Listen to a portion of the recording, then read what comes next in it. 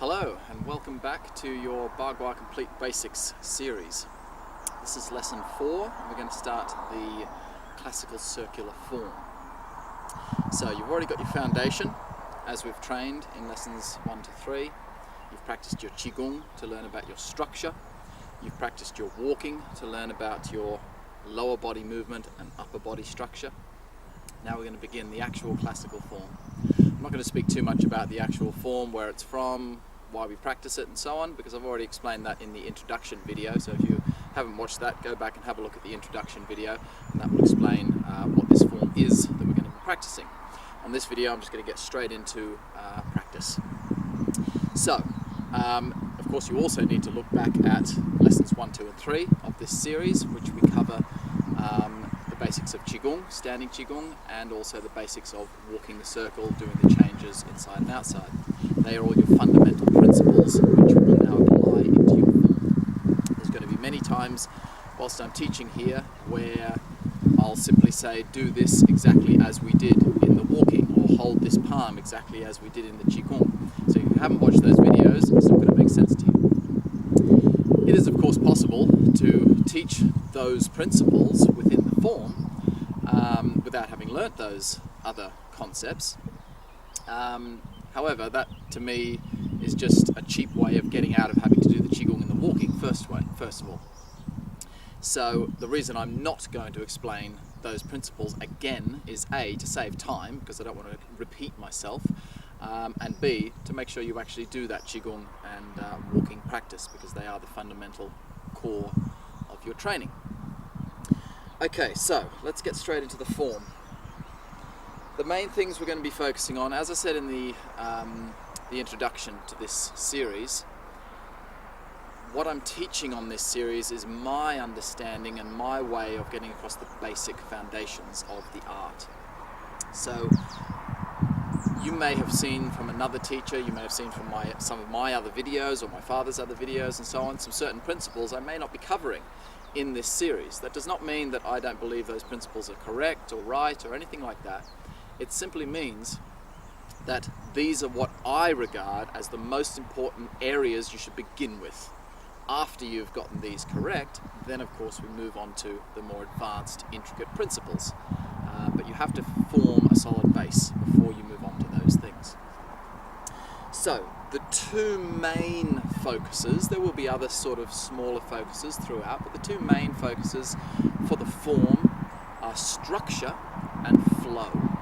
So we want to have the correct structure in a posture that we might be practicing, but at the same time we want to have perfect fluidity between postures and within the posture.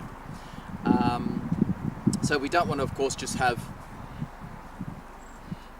perfect postures. This is no good. That's good structure technically, but there's no flow within the structure. But then we also don't want to have just flow and no structure within that flow. So of course it has to be a happy medium between the two. And for me, these two things should be learnt more or less together.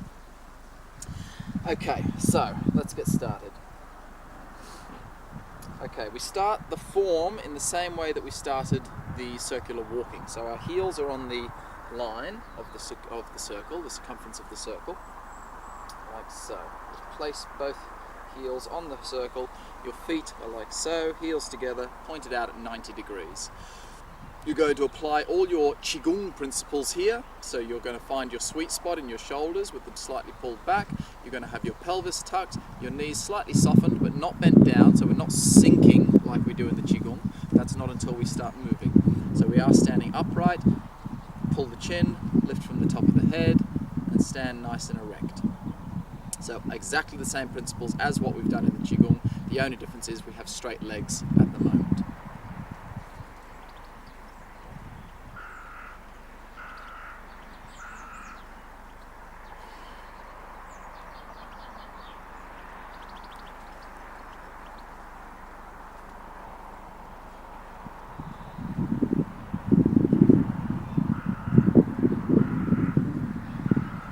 That's the first section we're going to look at to begin with. First movement involves slipping your right foot forward in exactly the same way that we do when we're walking. No difference. So you're standing like so, you literally just sink into your left leg and slip your right foot forward in exactly the same way. Remember, we practiced what, like that, what, like that. So we sink into that left leg, and as you sink into that left leg, you slip the right foot forward without putting any weight into it. In fact, you hold it just like in the walking, just a centimetre or so off the ground. So you should feel, if I was doing it on the grass, I would feel the blades of the grass touching my foot. So that's all we want for that particular posture. Make sure as you go down, you always find the sweet spot. So as you sink into that left heel, don't roll into the toe or fall back into the heel or to the edge of the foot. This will happen, of course, when you first start learning. Don't be too worried. But there's the sweet spot. You see, it's just that, what we talked about before, that balance point in the foot, which we've already covered. So find that sweet spot as you're holding this particular structure. Now, of course, as we sink into that posture, just like we did in the walking, you're going to bend the knee.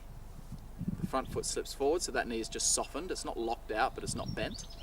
And of course, as we do this, the pelvis will tuck under as well further. Because when you've got your legs straight, naturally your pelvis is a little bit pushed outward, but not stuck out. It's just a little bit more out than once we've bent the knees. So as we bend the knees, we get the full tuck, that full flat position like we've talked about in the Qigong. So we slip the foot. Notice how it's done in one motion. I don't want to see people going like things like this, you see.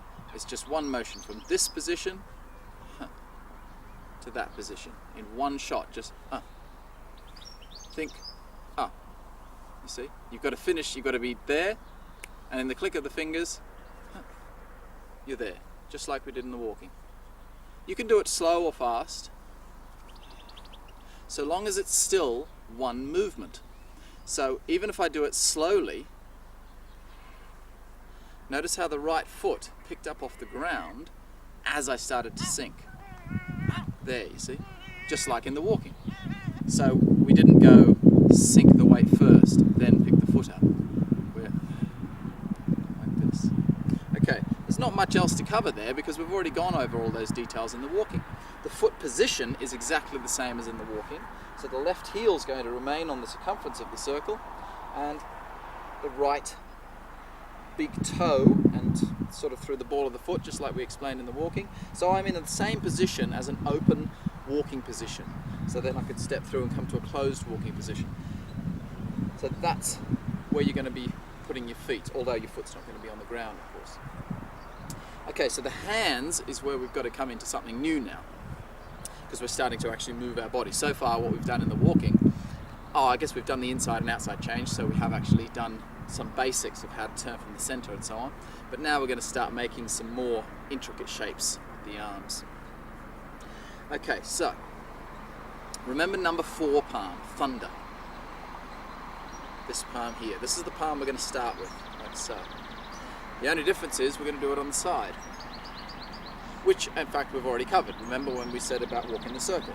So when we're walking the circle like so, that's the number 4 palm. So we've actually already covered this shape. The only difference is, of course, you're doing it straight to the front of where you are, like so, rather than twisting it one way or the other into in or outside the center. But the structure is the same as that number 4 palm. So we're going to scoop the hands up slightly. Notice how they go fractionally, or they're already fractionally yang, so they're just holding that state, like so. That's your starting point, as you've seen me doing.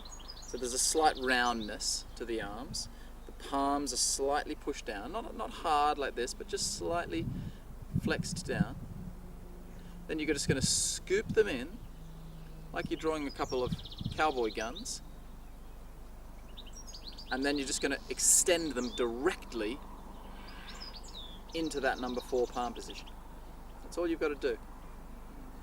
Scoop and extend into posture.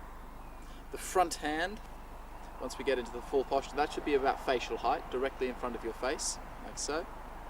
The left hand, exactly the same principle as what we've explained in the walking, that sort of off the thick part of your forearm, like so.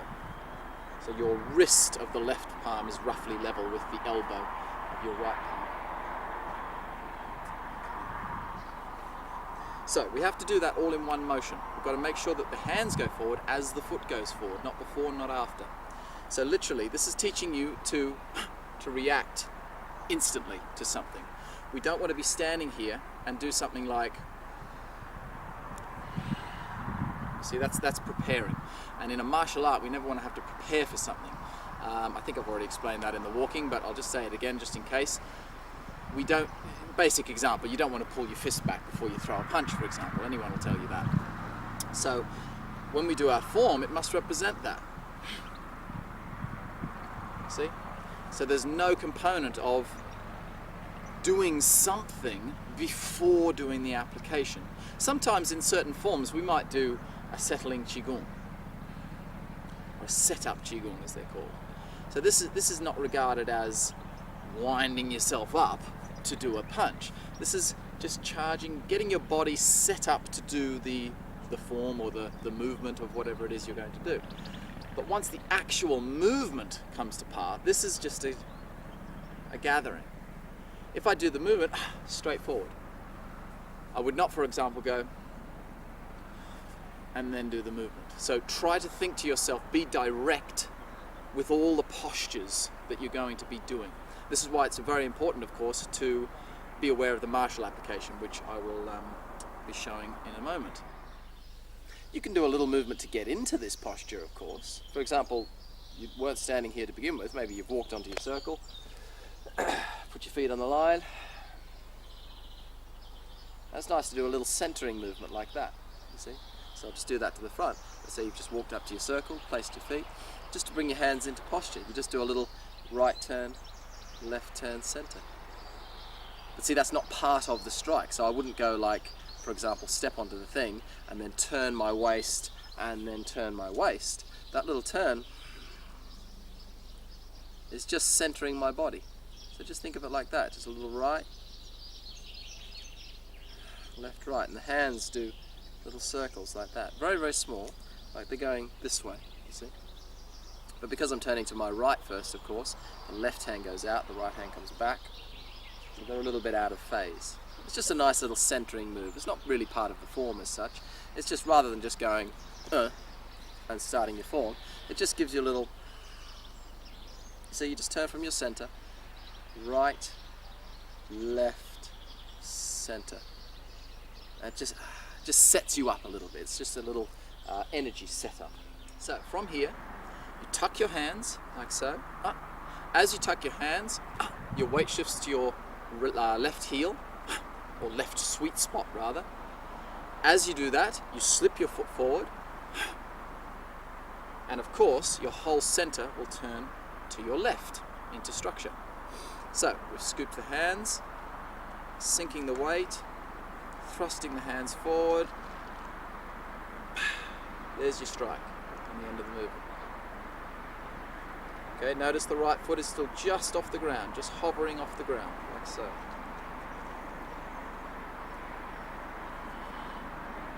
Now, there is a slight scooping before they thrust forward. This is to make sure that you have a thrusting action, effectively, rather than a lifting action. I'll do it to the side so that you can get this correct. So if I just take my hands directly from where they are to their final point, watch what will happen. See? See where the intention is now? The intention's going up. We don't want the intention going up, we want the intention going forward. That's where the power should be delivered. So there has to be a slight inward pulling in order to get that thrusting forward kind of thing. So you could argue that there's a preparation there. However, I wouldn't regard it as a preparation. I would regard it as your hand has to get from here to here, but it has to do a straight action. So it's doing that, see? Now that, if you look at where this hand is, if I just use a normal punch as an example, if my hand's down here, see how it just coiled up during the motion of that strike. I didn't, for example, coil it up using a retractive motion. I coiled the punch to get the right trajectory, but on that forward movement is while I'm coiling the punch. So the coil of that movement is part of the forward action, rather than being, that's what I said before, rather than being, that would be a load and then striking, you see. So what we need to get is make sure there's no loads right from the beginning. Even though it's easier to do this first and then do this, as some people may or may not teach, to me that programs your mind from the beginning with an error, a clear error, a structural principle error of preparing your body before attacking. So, even though it's a little bit more difficult, we need to do this direct, right from the start. Like so. Okay, remember we stretched the fingers in our Qigong and in our walking.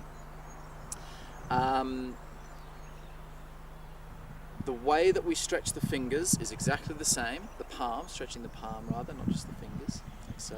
So I've already explained how that's done, with not too much tension, but not too little tension. Remember in the walking, when we did changes, inside or outside changes. So, for example, I might be holding my number 3 palm, like so. Remember there was that light softening of the hands, not a sloppiness, but just a slight softening of the hands before the next flexion point in the change. So there's the flex. You don't hold that flex throughout, because then there's no change of state from yin to yang. We're holding a yang state, there's a slight softening, so they go yin, and then a slight stretching as you progress into the movement.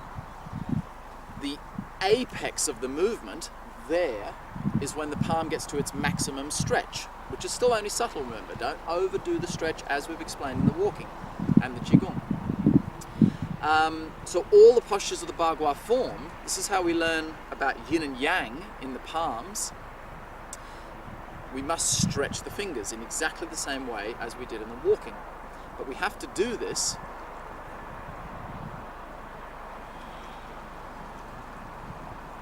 with that progressional idea. So don't just hold your hands flexed. See, that was just flexed the whole time.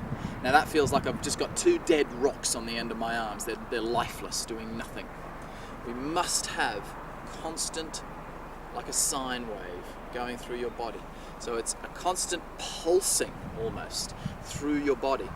Now, at a later stage, this idea of the palms pulsing will apply to your entire body, but we don't look into that straight away.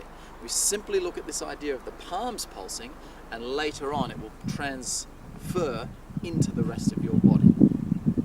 So, just get the basic idea on this first movement. We're going to have the hands slightly flexed when we begin the posture, when we start here to begin with. Now, as we do the first movement, the very first thing that happens is the palms actually soften. When we do the scoop, they soften. See? There. The hands have gone a little bit yin. Then as you come into the posture that we're looking at, that's when they flex. But they're flexing gradually. So I'm not going like soften, flex, and then extend them, because then that's still a dead movement. We want to go flexed here, soften the movement. Now, they gradually get more flexed, a little bit more, a little bit more, a little bit more, da da da da da. And there's the apex of that flexion in your palm. Of course, once you get there, they'll soften again and then flex into the next movement. So everything's constantly going in a wave. Flexing, retracting, flexing, retracting, flexing, retracting, flexing, and so on. So there's this constant pulse of the palms. This is a simple way to get your body to understand about yin and yang change and flow. Okay, back to the form. So I'll talk about those flexions and relaxing areas as we go through the form, as we do each individual posture, of course. So, you've got the basic structure there. The main thing to think about with this one is notice the angle of the arms. You've already learnt this in the Qigong and in the circle walking, so I don't need to cover it too much, but just look at it. When you do this movement, be very careful not to do this. See how I'm thrusting with the fingertips now? Or even if I turn the hands, that would be incorrect as well. For this posture, I wouldn't call that an incorrect movement, but it's not the posture we're trying to learn here. When you see the martial application, you'll see why we need to hold these arms in this structured, rounded shape. See how it's curved around the shoulders and the elbows. Not in like this, it's rounded like so. And the intention is, of course, on the back of your right palm primarily, and the back of the forearm, as well as the back of the left forearm as well. But of course, the right arm is your primary attacking hand in this case. Okay, so all together now, we're going to scoop, sink, slip, and thrust. Like so. Okay, make sure you keep your chin tucked with the head lifted. Your eyes are looking out here past your right hand.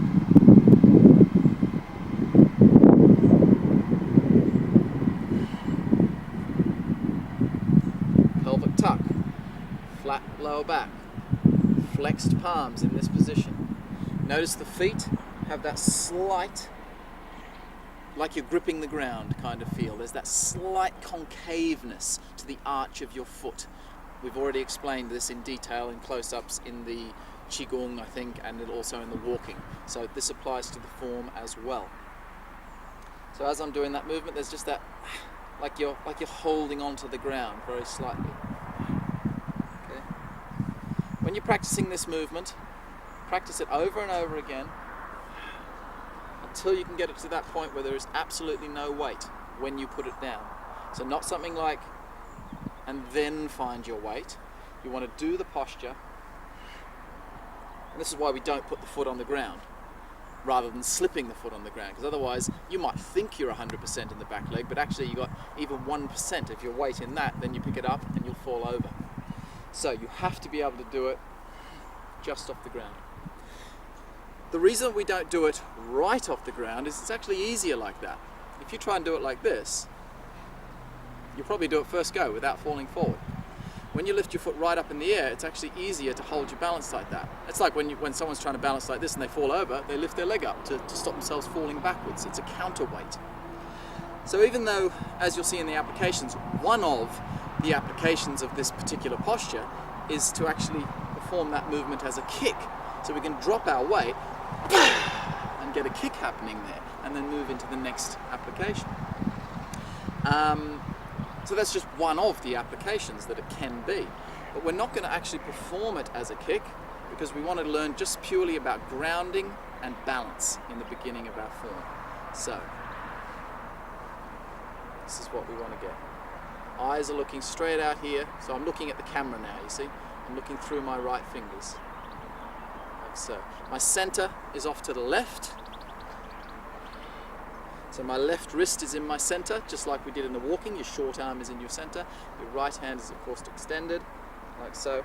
Left knee is, of course, over the toe, just like we did in the walking. So don't let your knee buckle inward or buckle outward. Make sure it's vertically over your standing toe, like so. Just a little bit more detail on the direction of the thrust, because this is a common thing that a lot of students tend to get incorrectly.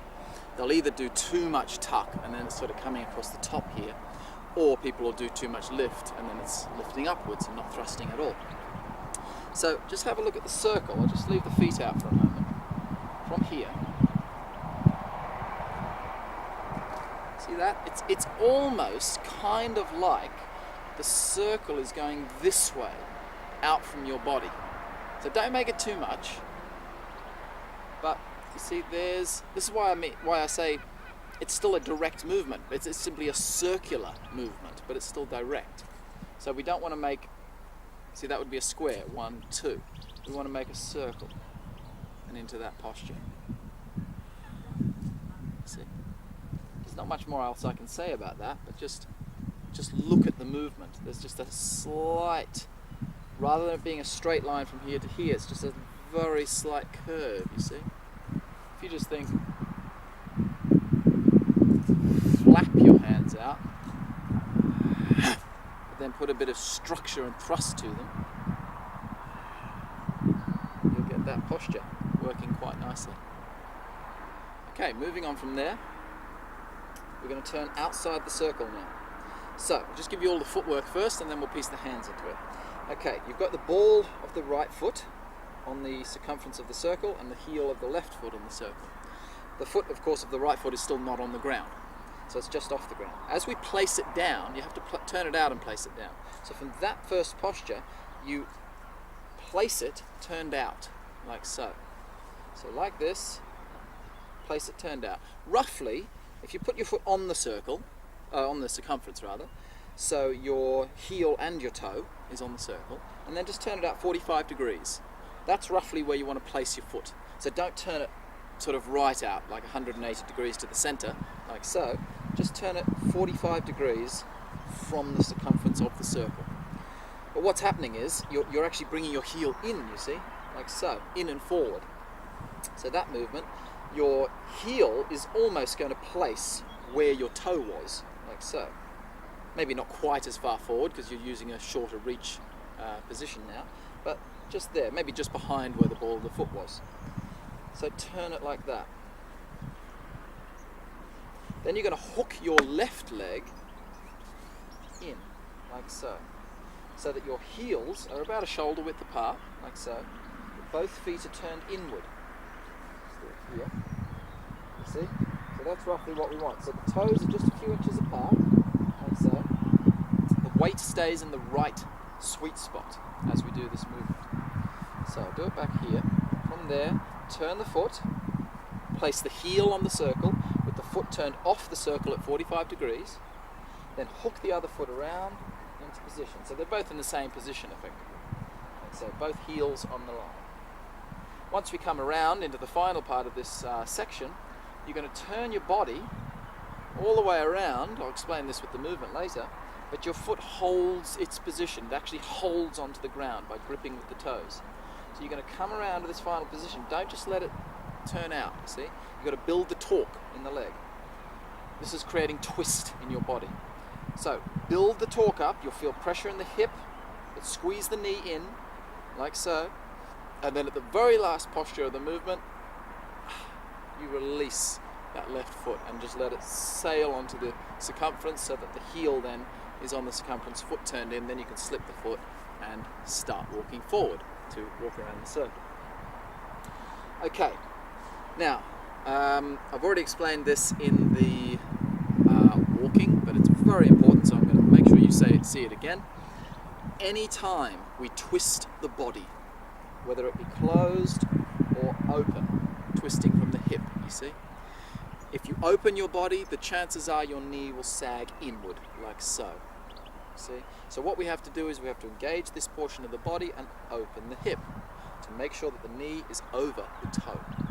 If we close the body, like so, the knee will sag to the outside of the foot.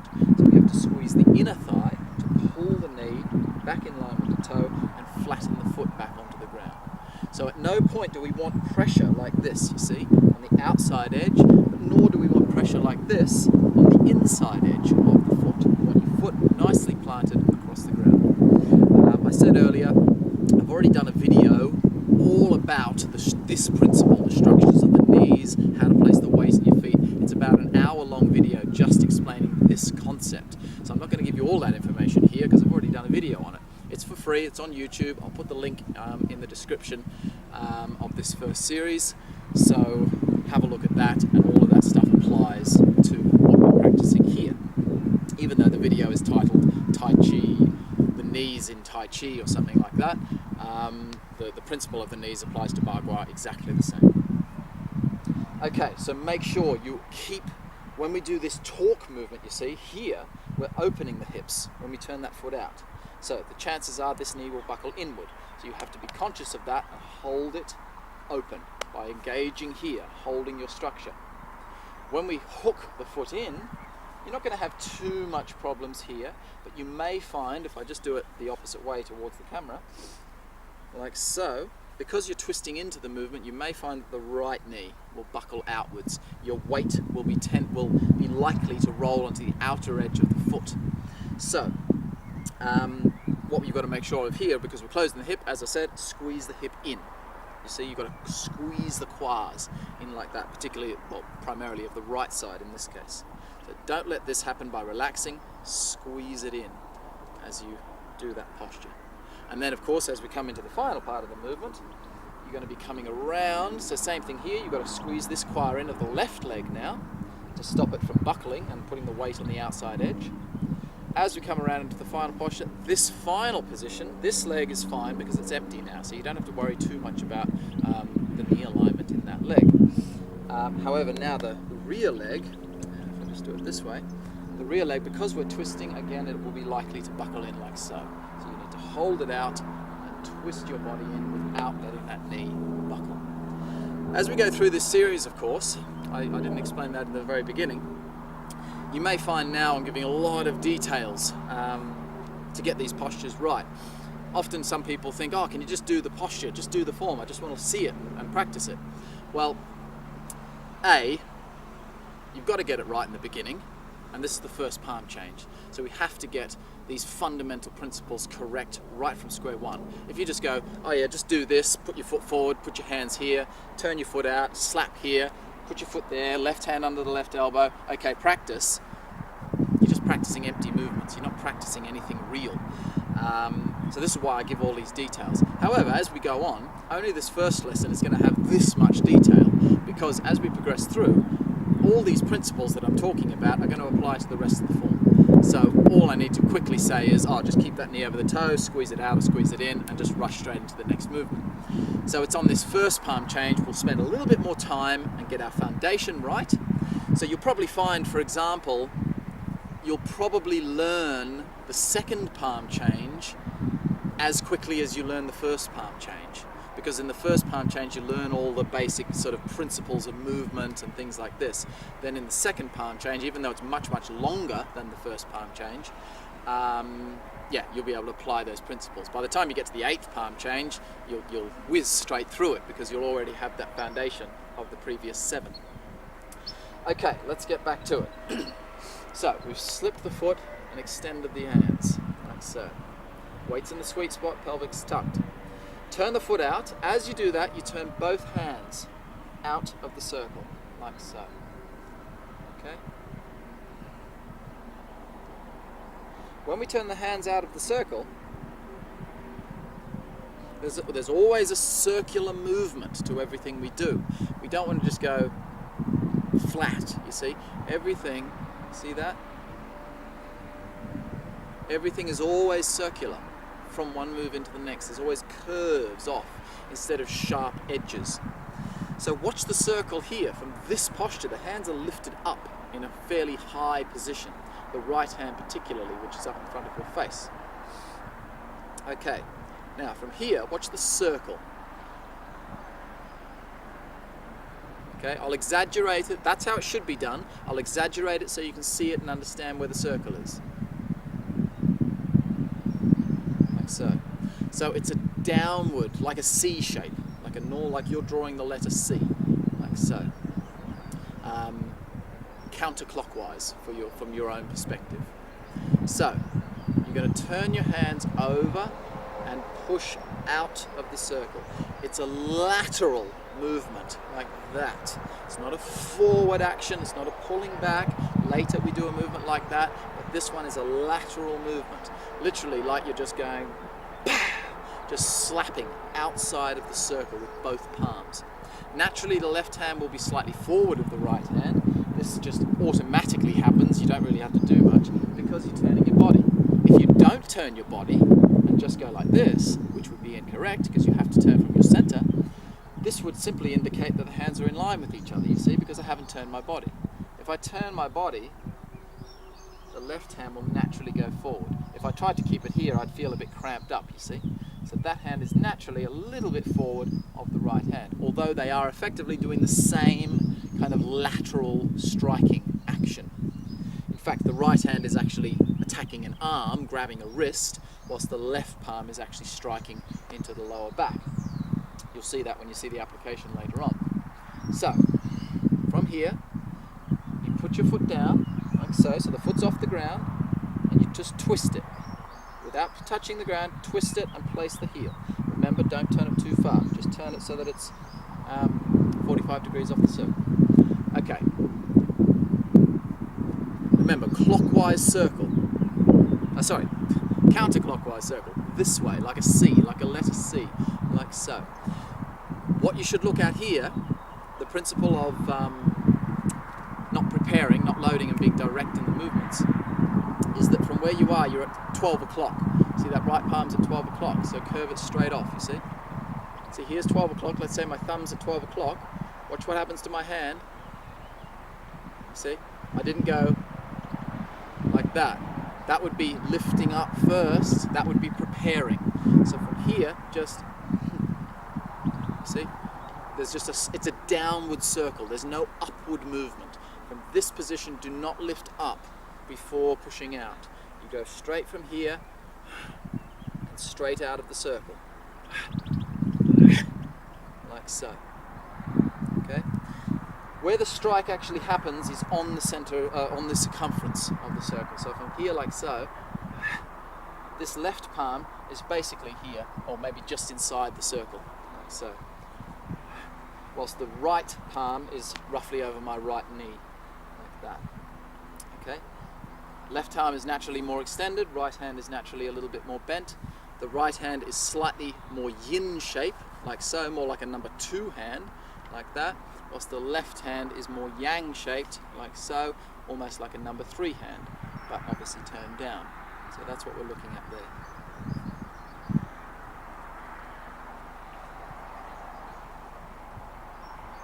Okay, from here, this all just continues through, but I'll just show you the structure first, and then I'll show you how it flows into the next movement. Okay, so as we do this little move that we've already learned, this little hooking of the foot, remember it hooks, it does not come through. It's not like the walking. We're not pulling it through here, we're hooking it around the outside because of the Marshall application. So, as we do that, your left hand's going to do the same thing. It's going to hook like so, bend at the elbow, hook underneath your right elbow. So from here we get like so. Okay, I'll show that the other way so you can see what's happening. Keep in mind we'd be facing outside the circle. So we've turned the palms out. Now watch the hand and foot work together. See that? The weight is still in my right leg. Like so. So when you place that foot down, you see, you don't put any weight into it. Don't go like this and drop your weight into that left leg. You must be able to do the step up, no weight in it whatsoever. As we do the next movement, only a fraction of controlling influence goes into that left leg. So if you watch my center of gravity, at that posture, my weight is all in my right leg. I can pick that off the ground without falling over. Whereas now, you see, I'm still here. My weight is still here in my leg. However, now if I pick up my left foot, I will fall over because there is a tiny bit of controlling influence, just like 1% of your weight in that left heel as you do the next digging action. So, left hand and left foot flex, hook together. From here, hook the hand under. Notice how it goes slightly curved inward, like so. From there, as the foot hooks under, like so.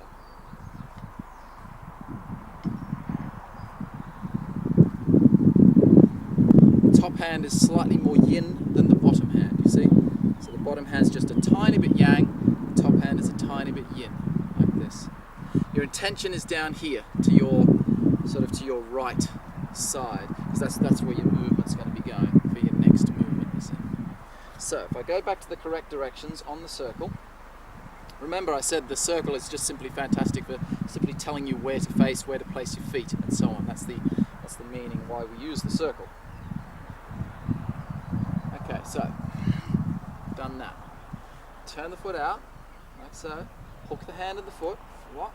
No weight in that palm, in that foot. Now, what your palms have to do here is, this is called, the posture names. What are the posture names? This is called leaning on the horse to ask the way. Bagua has great names for their postures.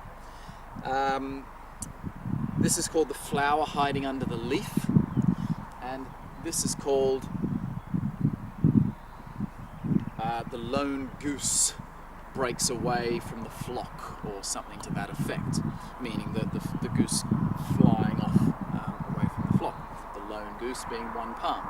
Some other I've heard it called flock of wild geese bursting out is another name for it. So there's many different translations to all the different names, but they all have the same meaning. So yeah, they're just different variations of the same thing. Okay, so from here, turn from your center, you see. Don't just focus on your arms. Your arms almost don't move, they just sort of turn over like so. It's your center that makes them move, holding that knee over the toe. So once you've done that, you just keep moving, you see, into here. So there's no stop at that point of the movement. Now again, remember, we're doing basics here. So I'm teaching you how you should learn when you're first learning. There are other stages of the form, other levels of the form where you may see, if you've seen some of the other videos and so on, or other teachers doing it, where you might have a little stop there to indicate that strike. But that's only in the much more advanced forms. Do not try to do that if you're a beginner, and so I haven't taught it here. So, for the beginners, we simply, this movement, once that foot touches the ground, you literally just keep going. It's one continuous action. I'll do it this way for you, towards the camera.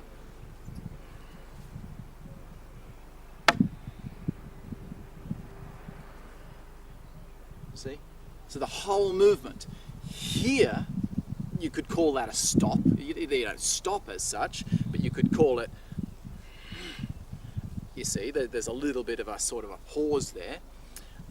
Whereas from there, because that's a direct movement, so that's more like a recoil off that movement. It doesn't flow continuously into the next posture, you see. So from here, you could call that one posture, but now the whole next section, look.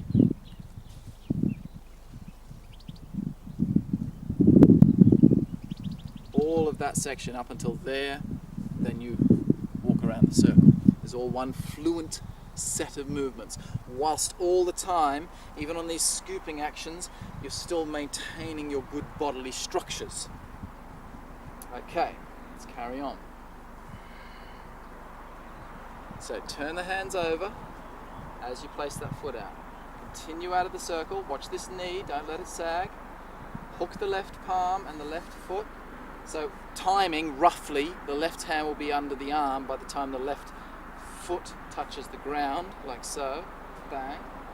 As soon as that foot touches the ground, I'm going to have to do this the other way so you can see it, otherwise you won't see what's happening. So from here, this palms turn with the foot. I'll just give you some key points, cue points. So, the first movement, everything starts, everything stops together, very simple. Everything's together, everything stops together. Next movement, palms and foot. One. See? Turn the foot, turn the palms. Next movement, hook the hand, hook the foot. Two. See? Next movement, scoop the right hand as you dig your body down and then bring your left hand back out into that number 4 palm. Twisting from your spine and your hips, looking up at your left hand as you twist back into the circle. So there are your cue points. Now let's go back to what the hands are doing. From here, so once that foot's touched the ground, you see, as soon as it touches the ground, you can look at it as a posture if you wish. It's probably a bit easier to understand.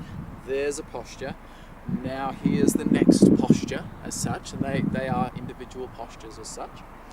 But they should flow. But you can do it in the beginning just to go 1, 2, 3, scoop the hand, lift the palm, and so on.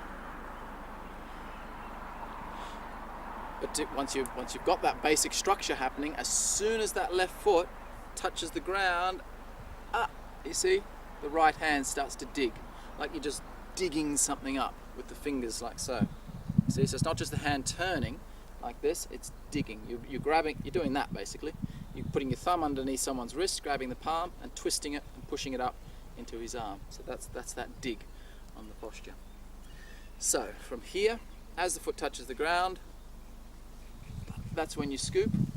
But watch what happens here. This is some nice detail.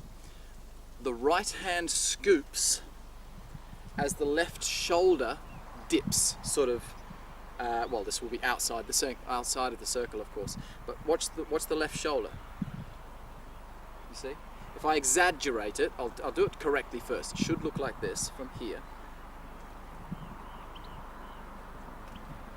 See? So it's just that much.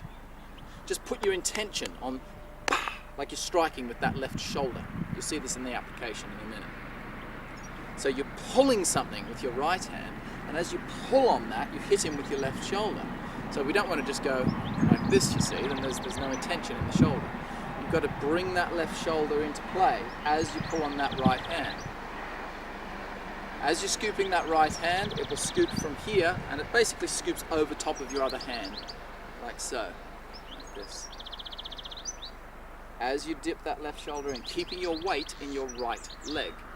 Do not shift your weight into your left leg as you do it. You keep your weight in your right leg. Now, once you've done that, so you've dropped that left shoulder in, and you've scooped your right palm, your fingers are now facing back, sort of back to your left. So we've gone 1. This is, I can't call that a posture. There's no stopping points here, but I'm trying to break it down just so that you can see what's happening. See that? So you see when the fingers, see how the fingers are pointing down now? When the fingers point forward, meaning across my body, that direction being forward, that's when you start turning back that direction. So your body kind of follows the hand, if you like. It's not actually following the hand, technically the body is leading, but the motion of the hand, this scooping twist, your body is doing that also. So you'll notice as my body turns to the right, the hand is grabbing around, and then see there is my apex, left shoulder is dipped slightly, fingers are pointing back across my body. It's like you want to do that, just do that with your hand, see? Only don't actually extend your fingers across your body.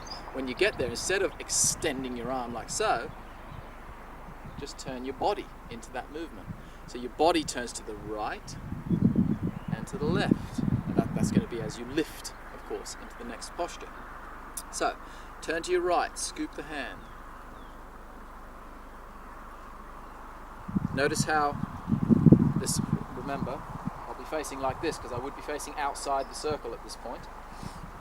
Just do it this way so you can see. From here, effectively my hips and my shoulders, my waist, everything's facing the same direction, like so. That's when the foot touches the ground, you see?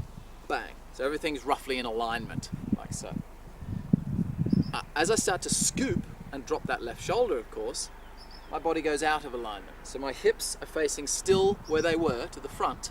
So this will be directly outside the circle. Hips are here, but the upper body is twisting further, like so.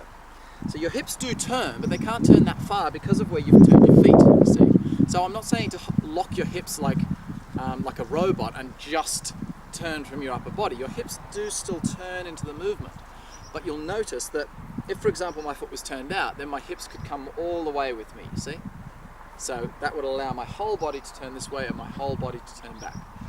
But because the foot is turned inward to build torque and teach me about waist-driven power, and this also builds heat in the body from this dynamic tension between the hips and the upper body. This is how we build later on. I'm not getting too much into that in the beginning of our training, but this is where we learn about and get into the energetical chi building of our Bagua training. This is where we get the twisting of Bagua. That's what it's famous for, is the twisting in Bagua.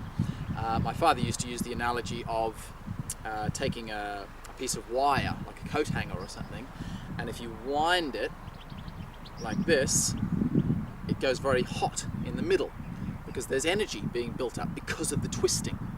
So we don't want to twist so far like the wire where we snap it in half, of course. However, that dynamic twisting, like we did in the walking, builds heat, which is energy, in the lower dantian, and thus will come out into the rest of the body. But I'm not going to go too much into that. We're focusing on structure and basics in this lesson, but just to give you a little idea as to why that's happening. Of course, on a physical level, by doing the postures in the way that we're doing them, you're forcing movement to happen. If you just turn your foot out, it means now I didn't have to do anything to make that happen. If I keep the feet in this particular structure, now to do this movement, whoa, you feel this nice contraction in your whole midline area, particularly in your left side now. Then when I squeeze back the other way, now I'm feeling a contraction up through this side, this portion of my body. So we put the feet into these funny positions to force the waist to have to work to do the posture, to get the job done, rather than just making everything easy. You would probably never get into some of these positions in a real fighting situation. Maybe that one, you might get into that one like so, but there are many postures, of course, within this form. You know, there's postures that look like this. You're never going to fight someone like that. That's obvious. It's purely for the stretch and how it works your body, because this form is, of course, as I've explained earlier, it's a health form along with its martial components. So we're not learning it just to learn how to fight. We're learning it to strengthen the body. Having said that, of course, strengthening the body is a very important aspect of learning how to fight. So even if you're only focused on martial training, it's still very important to do the postures as they're done in the form, because they develop a strong body. Okay, so we twist, the hips turn that little bit further, but they're only going to turn just a little ways. You see, if they turn too far, this knee's going to buckle, the foot's going to want to turn out, and so on. So you do turn a little bit from the hips, but the waist, you see, from here, this is twisting over the top, like so, as you do that dig. Sorry about that train if that's a bit noisy. Should be gone in a minute. Okay, there we go. Back to peace and quiet with lovely lakes and trees blowing and the birds whistling. Alright, so we twist our body. We've already done this, of course, when we did the walking. Remember when we did the walking? We held the hips along the circle and then they twisted underneath, whilst the upper body twisted into the center of the circle. Now you could kind of say we're doing the opposite. The lower body is sort of holding its ground and the upper body is twisting around on the top. So we're kind of doing the opposite in this case to what we were doing in the walking, but it's the same principle of movement. It's only that we're just putting the focus. The hold is at one end and the movement's on the other end. The other time it was the other way around. Okay, right. So, foot touches the ground, twist the palm, dip that left shoulder. Right, now, as I start to turn back to my left, watch what the left hand does. See how it comes out? So it's under there like so. You dig this hand over the palm, like that, as you dip the shoulder. Now, as soon as this hand, when you feel that the right hand wants to go that way, after it's scoop, when it starts to want to scoop, thrust, well, at that point where it wants to go back the other way, that's when you simply lift and extend your left palm, or your whole forearm, in fact. So we scoop, see, and then we lift it up. And you lift into that exact same hand position as the beginning movement, that number 4 palm. The only difference is this time, of course, it's a lateral sweeping intention, like so, rather than, of course, a thrusting intention. But if you stopped the movement and just adjusted the feet, you see, it would actually be the same movement as the very beginning posture. Okay, what else can I give you on that?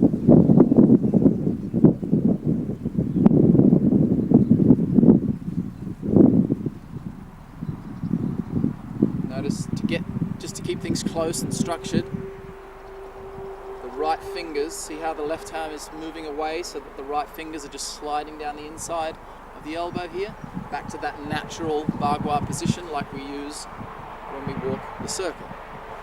So you're pretty much getting into that position early on in the movement.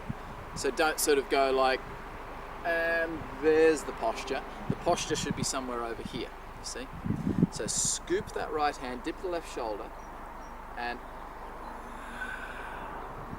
by the time your palm's roughly about head height, you should be kind of in that posture. And then it just continues, and you follow through, and then I'll show you what happens at the end once I turn back around to the final part of the movement. Okay, let's carry on.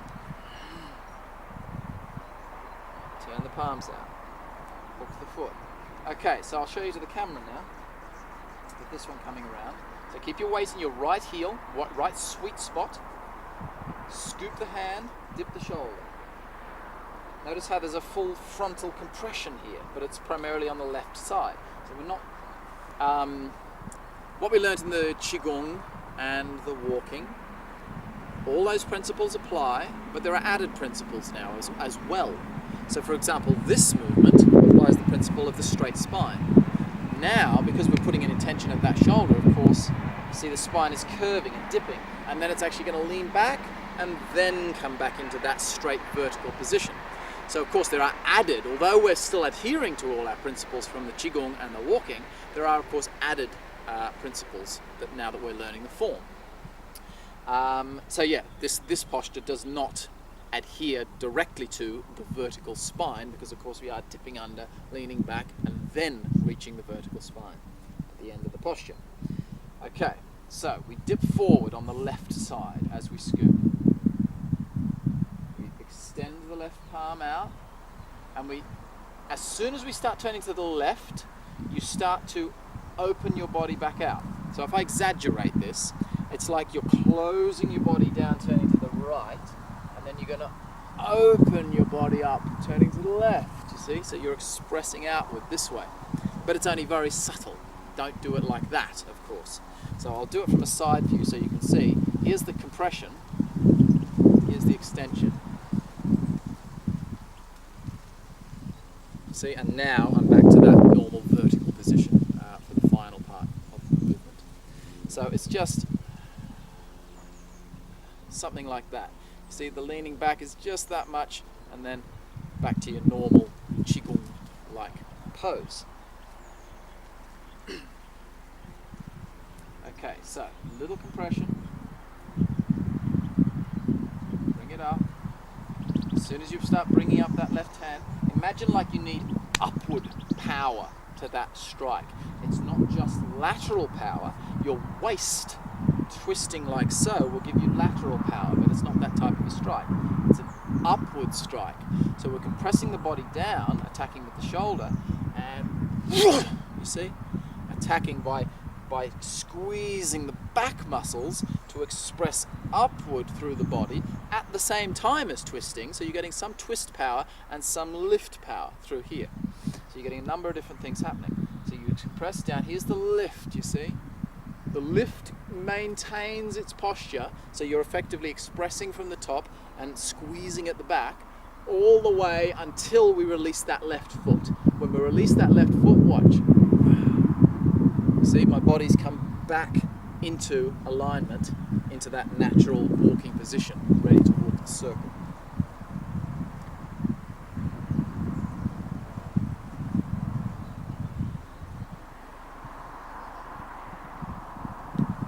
When we come back into this posture, we actually look at the left hand to bring our stretch back through.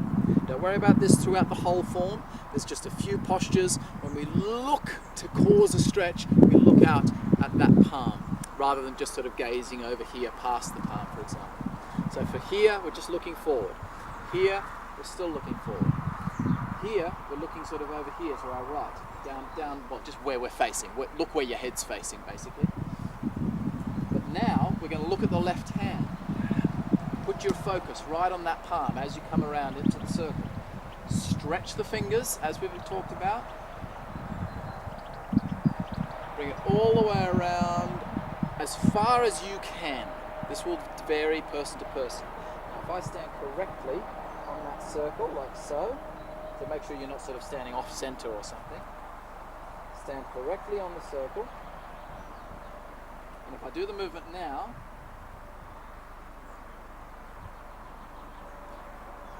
That's as far as I can get. And you see my voice has gone like this now? That's indicating I'm twisted from here. If I do it like this, now I can still talk normally. But you see, I'm just turning from my arms, my shoulders. My core is not twisted, indicating nothing's happening.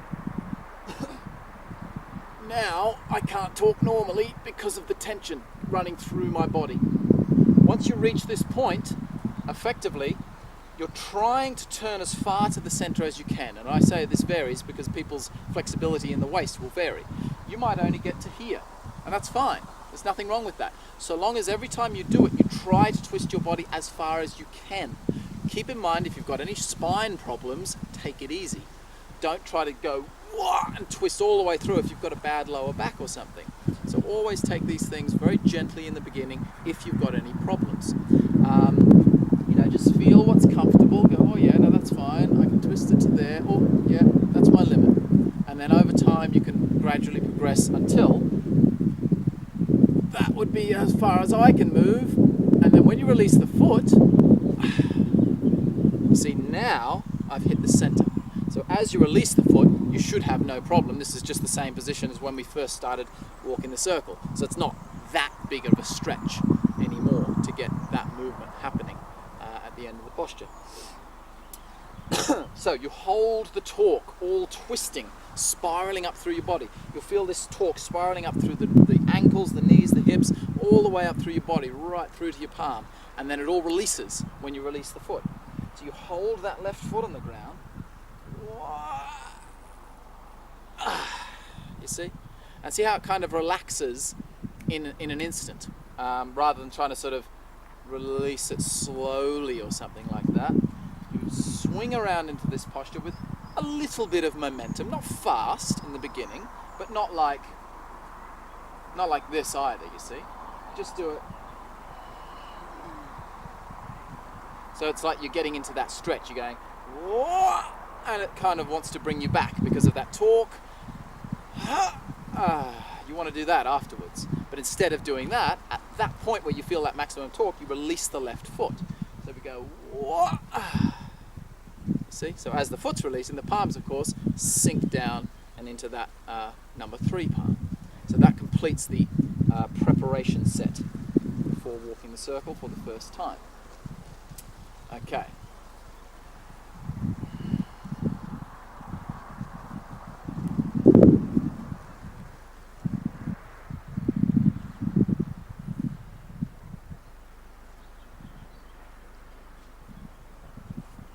Stretching of the palms.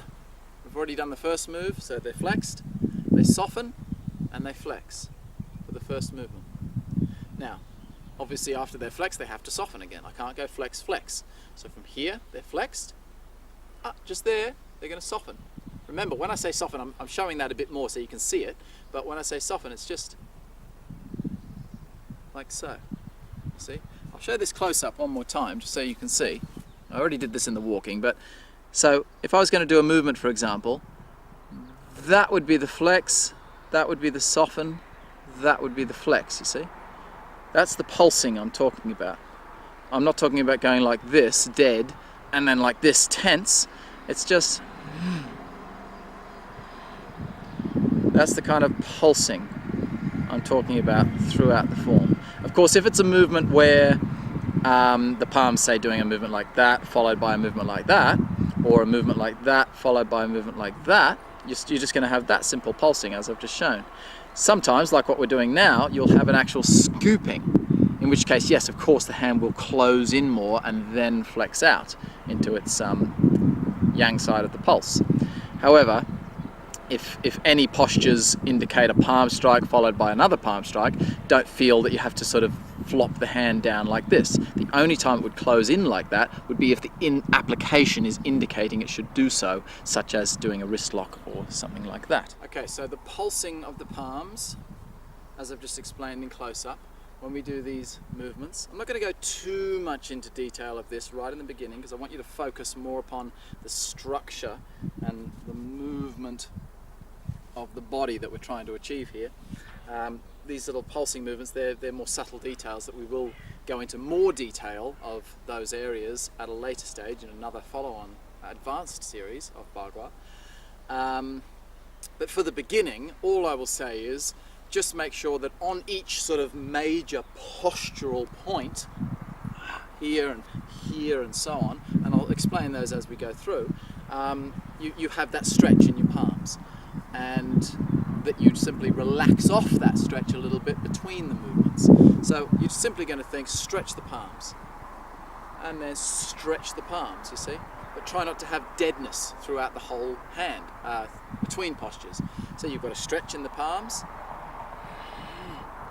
I've softened them a little to then stretch them. If they're stretched, they have to soften. So effectively, after you've stretched your palms, such as here, just let them soften after that stretch, and then stretch into the next move. A little soften, stretch into the next move. One last thing about this final posture, notice the angle of it as it comes around. See that? So we don't want to bring it laterally around, but we don't want to bring it vertically around either. It's somewhere between the two. It's sort of at a 45-degree angle, like so. So we scoop that right hand, bring this out. So I don't know if I can give you any sort of exact angles here. All I can tell you is it's just like an arc, you see. What you've got to look at is you get to your highest point. That's a good way to think of it. Get to your highest point at your furthest point. So as in how far you can twist. So let's say I can only twist to here. That means that this hand has to be to its highest point. You see, so I'd have to be higher, because then I'm going to have to relax and come around. Most people, though, can get at least past the circumference of the circle. That would be your basic aim. So if I can only get to sort of here, well, there's probably something majorly wrong with your spine if you can only get to there. So in which case you're going to have to modify the form to fit you. If you're unsure of how to modify it, you need to then obviously speak to a teacher directly. So send me an email and we can have a chat and talk about how you can make the form work for you if you've got a limited spine mobility. But if you can at least get to here, see now I'm past that past the circumference of the circle. So in other words, when you get to your maximum twist, you get to your maximum height of that left hand. And just try to make that a gradual arc. So you wouldn't, for example, want to go, I don't know, most of the circle here and then a little bit of lift here. It's a gradual lift and then a slightly more sharp drop on the end of the posture. So we go, whoa, you see? But even that drop on the end is still circular. So don't go here, and then straight down the center, like so. If I exaggerate, it looks like this. You see? There's a little counterclockwise circle on the end of that movement. So again, all I can really tell you here is just look at the movement.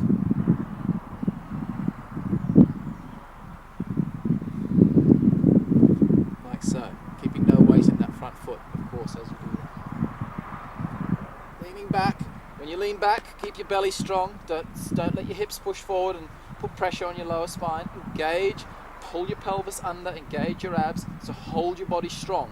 Anytime, particularly later on when we do more extreme movements where we lean back, you must hold your core here in the front strong to protect your lower back. So, squeeze in at the front, lean back, stretching the fingers, looking up at your palm. Keep your head tucked though, don't look up like this. I can't actually see my head because I have my hat on because it's a very hot day here in the Swiss Alps, and the sun's beaming down on my head. So, you see, I'm trying to look up at my hands, but now I can see it. Now I can't.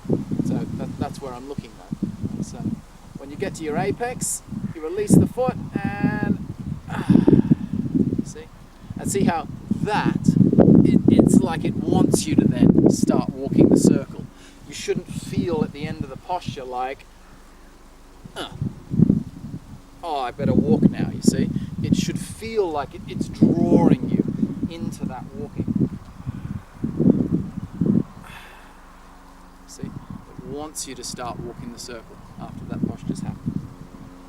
Okay, so That's the first part of the single palm change, the first palm change.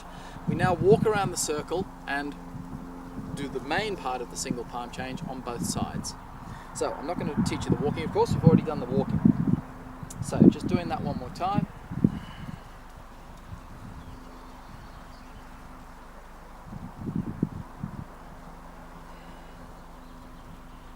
Walk the circle exactly as we've practiced.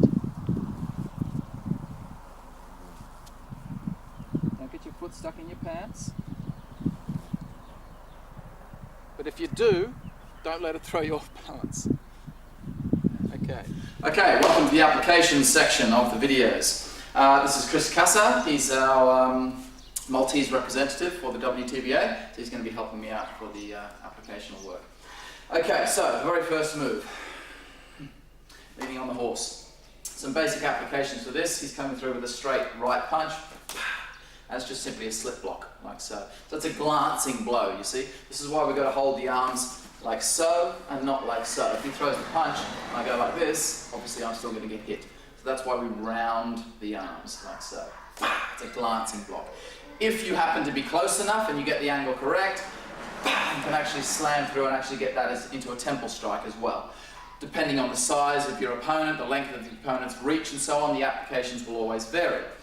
So I'm a bit taller than Chris.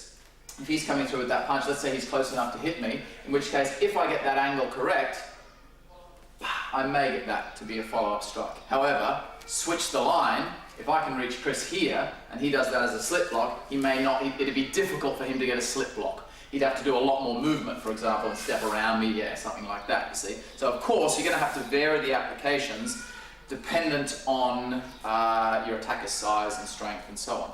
The way that I'm going to be showing the applications on this video is just a simple way so that you have an understanding of the movement based on how you should be doing it in the form.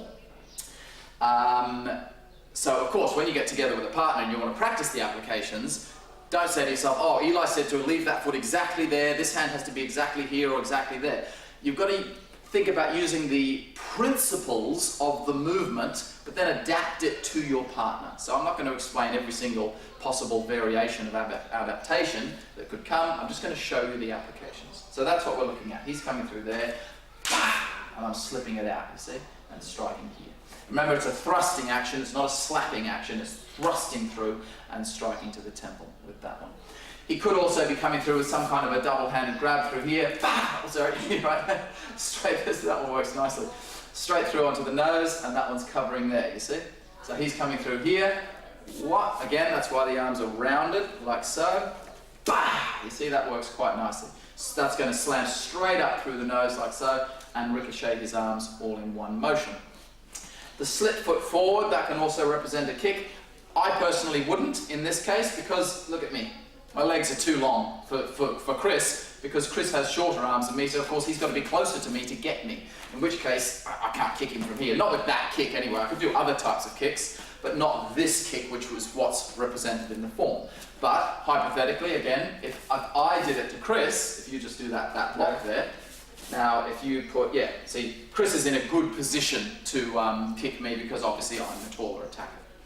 Okay, so we've gone from there, bang, we've slipped his block like so. In this case, on the outside, this is just the guarding hand.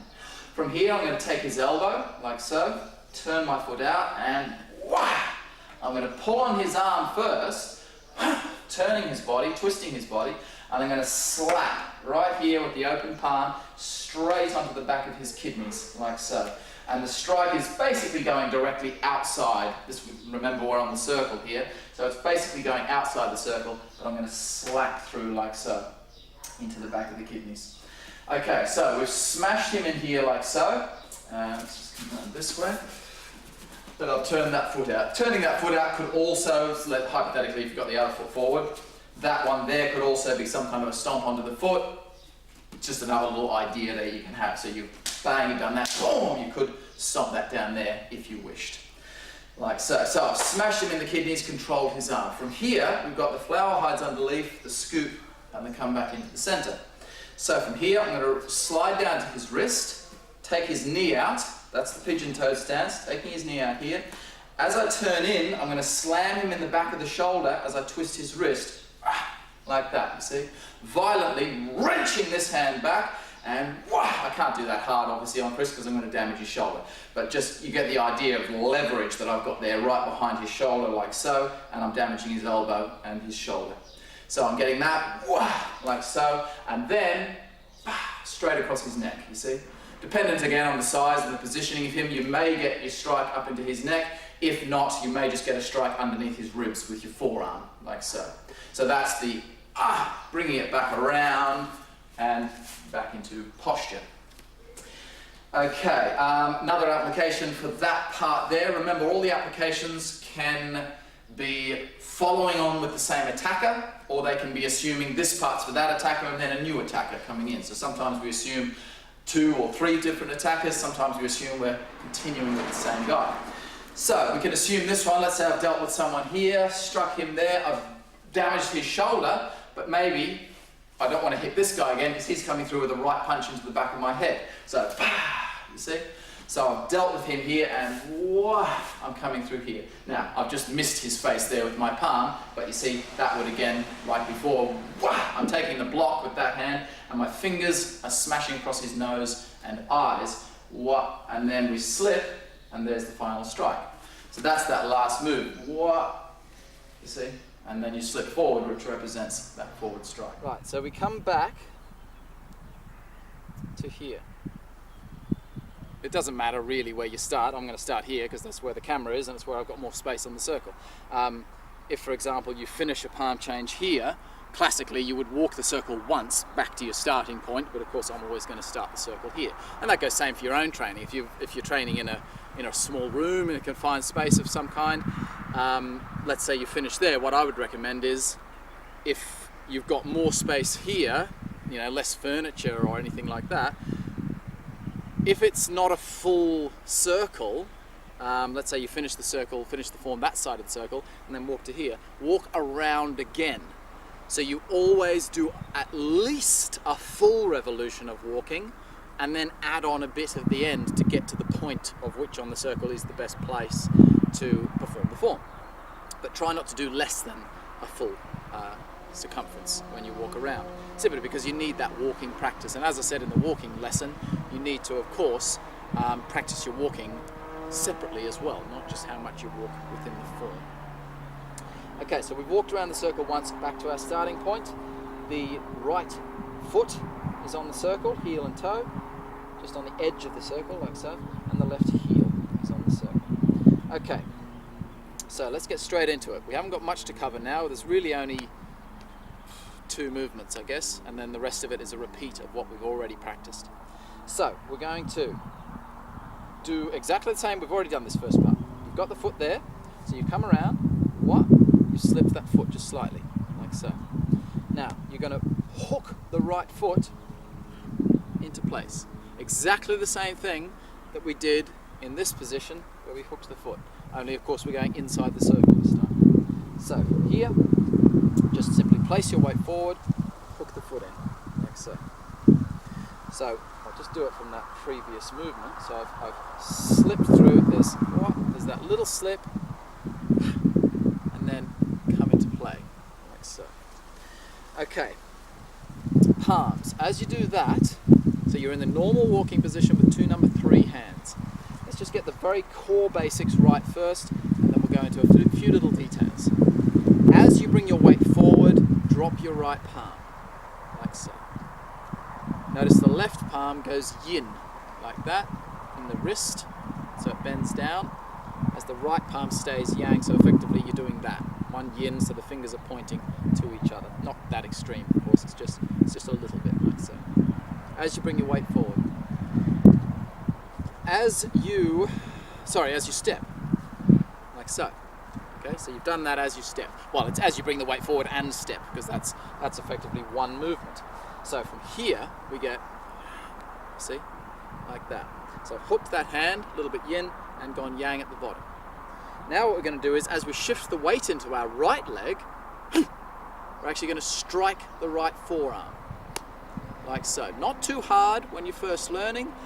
This is where Bagua starts to condition your own arms for the martial art. It's not only for the martial art, it's also for the health art, because we're activating certain meridian points in the body. In this case, we're striking colon points on the back of the arm, detoxifying the body from a health sense. From a martial sense, you're simply toughening up your arms for the martial art. Okay, so how hard should you hit your arm? You should hit your arm so you can feel it, but not so much that you're getting bruised or in pain or anything like that.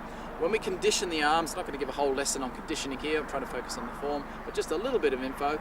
When we condition the arms, we don't go out and kick palm trees with our shins until we're bloody and bruised and all of that, like no, I won't say what styles do it, just other styles that do that kind of thing, because I don't like to put down other styles. It's not good for your body, okay? If you go out kicking trees all day and smashing your shins to pieces, yes, it will toughen up your shins, but probably by the time you're 40, you're going to be arthritic and won't be able to walk very well. So of course, it's not healthy to do it that way. Although if you want to just be a supreme ultimate fighter up until you're about the age of 30, well, go ahead, do that. But I want to still be able to fight when I'm in my elderly age. So, when we condition any part of our body, we must condition it gradually to give the body a chance to keep up. Because if you condition it too fast, you're just physically, I call it conditioning from the outside. You're just bruising and damaging, deadening the nerves and all of this kind of thing. Whereas if you gradually build it up through soft blows, gradually building up to harder blows, I can take strikes to the arms now pretty much as hard as anyone can punch, and as hard as anyone can strike my arms, and it's not going to do me any damage because I've built it up progressively. But I haven't caused any damage to my arms whatsoever. I haven't lost any sensitivity in my hands or my arms because I've done it gradually. So that's okay, you see, just that much. You can hear it's it's a bit, a little bit sore. You can feel it. It's like, ooh, but not like, that really hurts, I need to go and sit down now. Not that hard. But also don't do it so softly that you're not feeling anything. Don't just slap your arms. When we do the conditioning with any of these postures, you want to feel a thud, not a slap. That's sort of a movement. That's slapping with my fingers and the open palm. That's just stings. It just stings your skin. It's not penetrating, so it's not going to do you any good. It's not going to do you any damage either, but it's not going to do you any conditioning good. It's also not going to activate the points correctly. What we need to do, you see that? That's what we want. You see, it's not hard, but it's a thud. I'm hitting with this base region of the palm, like so. That's what I want to get. So that now, it's like a good massage. When someone chops on your back or something, like a good Thai massage or something like that, you don't want it to slap your back like this. That just stings. You want that good thud with the heel palm of her hand or her fists or something like this. So this is the feeling we want to get coming into our body, a percussive feeling into our forearms. Okay, so shift the weight and bring the foot forward. So it's kind of like the first movement, shift the weight, slip the foot. Only you've got to shift the weight a lot further because you need to shift it into the front leg, but you see, like so. But place that foot empty, right? Like so. Don't put any weight into that leg until you strike your palms. So from here, separate the hands just slightly. You see, don't go like this. It's just a light dropping of that right hand as you place the foot. Now as you shift the weight, you strike the hands together. It's not one hand hitting the other. They're coming together like a clap kind of thing. They're meeting in the middle, if you like. So 1, 2, like that. I'm now facing directly into the center of the circle as I've struck that. And my eyes are just facing where my body is facing. So my spine is straight. My weight is now about 60% in my right sweet spot. So I haven't sunk all the weight down into that right leg. I'm just slightly past 50-50. So about 60% in that right heel for this posture. Okay. Notice the state of the hands, like so. The left hand is yang, so it's not yin like this, but it's not yang like that. Those of you who have practiced the small sansao from our Taiji system, very similar movement, only you're twisted into the side. when we do it in the small sansao. In the small sansao, it's a different application. So we flex the hand right up in the air. You do not do the small sansao like this with the palms down. See how the fingers are pointing down. In the small sansao, we flex the hand up as high as can go, so we're exposing this portion of the arm. In your Bagua form, however, it looks similar, but notice how the hand is a little more flat, you see? So in the small sansao, you're actually hitting with the wrist bone under here on top of the arm. So the whole palm is extended and flexed. Now we're actually striking more with the heel palm of the left palm onto that same point around colon 10. Just hit the big meaty part of your forearm between the two bones. That'll do for beginners. So that's where we're striking. So it's still a yang hand, but it's not yang. It's not really yang up like this. It's slightly softened, like so. The bottom hand is, of course, that's a proper yin hand. So from here, little separation, step in, and like so. Okay. The weight is fractionally in my right side now with this movement. When we're learning the form, as I said in the beginning of the introduction, the form can be done fast, slow, or explosively, or a mix of all three.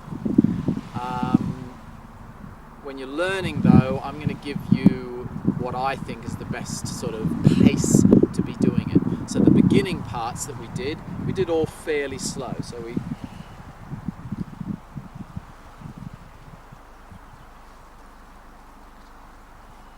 see, that's the kind of pace I would be expecting a beginner student to be doing. So there's a couple of little movements there where there's a little bit of momentum. It's not being fast.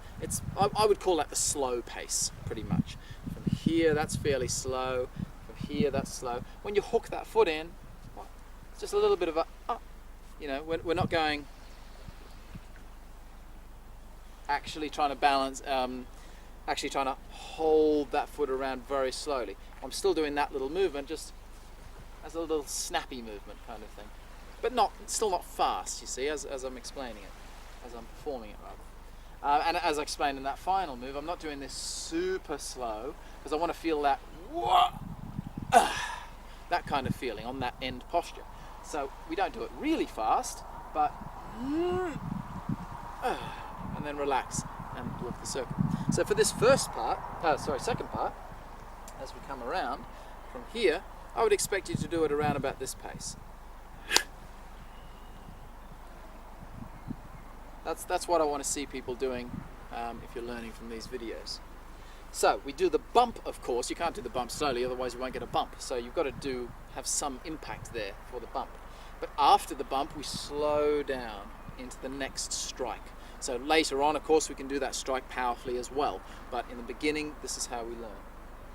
So we get a balance of some little sort of faster movements, but primarily most of the form is done slowly to ensure that you're learning all the correct dynamics of the movements. When you do things fast in the beginning, you tend to lose stuff and not realize you're making errors. Particularly when you're learning off a video, you've got to notice your own errors because you've not got me standing here watching you do the form or any other teacher. So yeah, take note of that and do everything nice and slowly because it'll show up your errors more easily. So, separate the hands, step in. 1. Strike the palm, shift the weight. 2. Now, watch what the hands do here from this posture. Watch just the right arm all by itself. Okay? You're doing a strike, basically sort of along the circle. Well, technically it's going out at a tangent, like so. If you took a line out from that palm. Can you see all these bugs in the camera? This is one of the not so good benefits of doing it in front of a beautiful lake. You get all these little bugs coming out. Anyway, from here, watch this palm. Now, remember what we said earlier about not loading.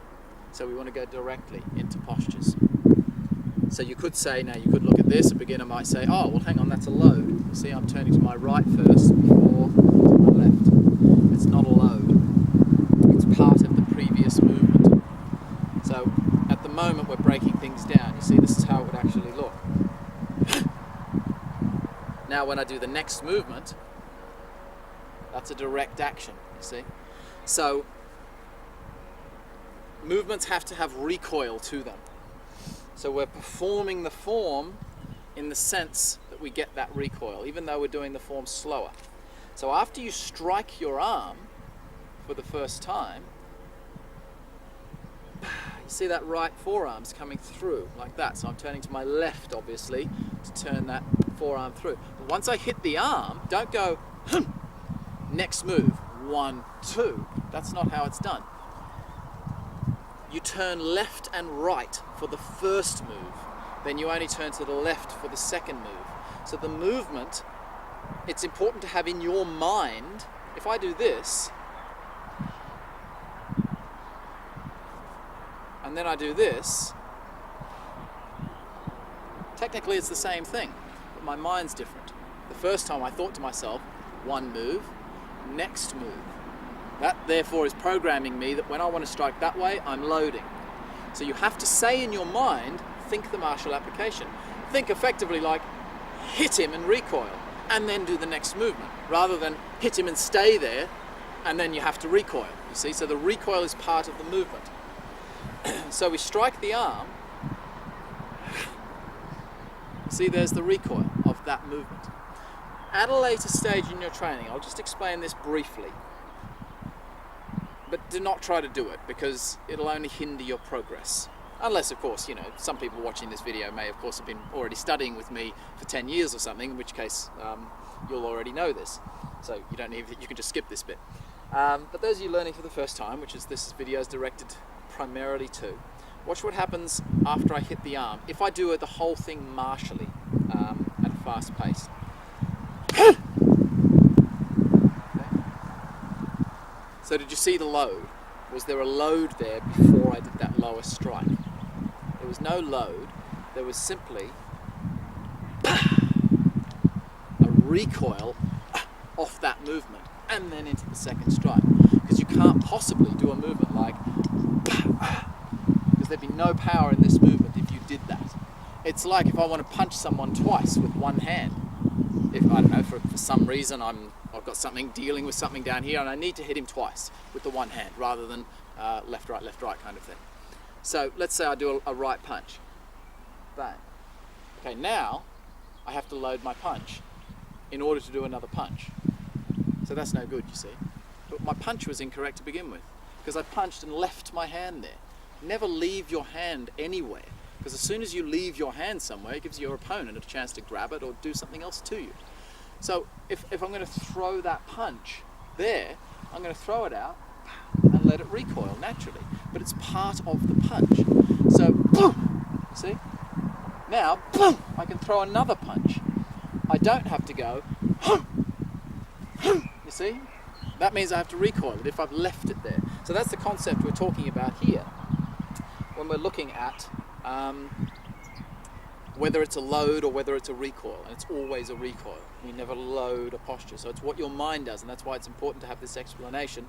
And of course, once you see the martial application, you'll understand why. Because you're taking your head and smashing him in the neck. You've got to relax off that to give you room and space to do the next application. If you just hold it there and go like that, there simply won't be any power. Okay, back to the form. Soften the left hand, little yinness. As the right hand drops, bring the weight forward, step in. Hook the foot, place it in. Pigeon-toed, we call this, because pigeons have their feet slightly turned in. So, if I say pigeon-toed, it means your feet are turned in like so. The weight is in the left leg. 1. Shift the weight slightly as you strike the palm, or strike the forearm, however you want to look at it. So weight slightly shifted. Now, as I do the next movement, now that's when I've sunk all my weight down into that right sweet spot, like so. So I'm right down low. My feet now are in a natural walking position, or not quite a natural walking position, because a walking position, of course, this foot would be out here, so the toe would be on the line. So both heels are on the line. Let's just say it's a parallel footing. So from there, you turn that left foot so that your feet are roughly parallel, maybe just off parallel. So there would be parallel, like so. That would be parallel. The left foot's just a little bit straighter then parallel, kind of almost pointing along the circle, like so. Right knee over the toe, tuck the pelvis, lift the top of the head, like so. All your normal Qigong, normal straight spine Qigong principles now that we're adhering to. Okay, so now there's one important detail there that we have to focus on. I'll do it this way. So have a look at the arms. There's the strike. Watch the projectile, or the wind up of this arm. I'll do it correctly first. Watch. See the way the elbow tucks? It's this way. See, it's an inward circle, and then it thrusts out. So from here, if I exaggerate, it comes around this way and through, like it's coming past my body. When you strike your arm, sometimes it's been said, oh, strike your arm, and it's like you strike your arm and that causes your elbow to go down. And yeah, in some cases that's an okay way to teach it, because it does give you the, you see that? When I hit my arm, it sort of tells my arm where to go. So I can understand the reasoning behind that method of teaching. However, by doing that, you've got no intention in this arm itself. It means this arm's kind of dead and you're just hitting it. You see, this arm didn't do anything. If I strike out with this arm, what it should be doing, then of course it's not going to get hit down, because they're going to meet their force. But you can get the idea of it just by doing that. Just hold your arm there, strike your arm. See that? See how the elbow almost kind of buckles in and across your body and then extends out back into structure. So from here, we strike the arms together as we shift the weight into the right leg slightly. Now, the arm is going to do a spiral. Oh, remember we've coiled back, so there's the coil back, you see. As the hand starts to scoop under, you're already coiling back to the right. Like this move that we did, only a little bit less obvious. You're just literally turning a hand over this time. You're not doing a big dig, like so. Turning to the right, and now striking forward. Right fingers are pointed down to the ground, palms flexed. You're striking about here, about abdomen height, like so. And the left palm is like that across your elbow joint, just across the inner elbow. So this radial bone here, up against your thumb, is like that. So you see your thumb is kind of wrapped down across the outside edge. So it's turned out. It's not floppy like this. It's turned out slightly. Not right out like that. It's just like so. The right hand is more yang, if you want to look at a bit more detail. So they're not just double yang, you see?